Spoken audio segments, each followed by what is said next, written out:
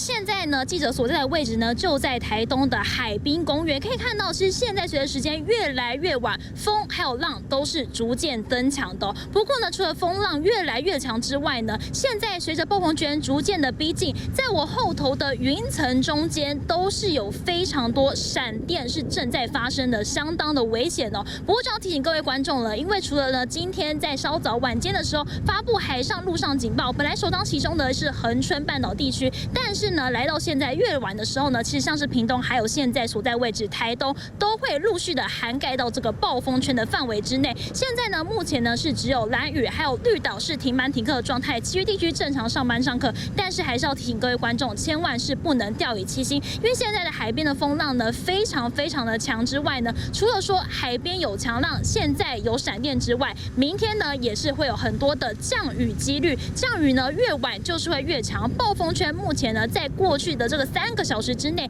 其实都已经逐渐的有增强的趋势，甚至呢可能是有细微的台风眼要产生了。所以要提醒各位民众呢，其实台东现在目前有非常多的海巡署都已经在讲说呢，有一些民众是没有办法是前往这个海边去观浪，要特别小心。不过呢，也是要跟大家讲一下呢，现在目前的海边的风浪越来越强了，虽然说还没有降下这个强降雨哦，现在是没有雨的状态，也有非常多的民众现在目前是在海边哦。不过呢，现在到明天呢都会有持续可能会有雨越来越强，所以要提醒民众如果要前往海边，要特别留意小心了。以上最新状况。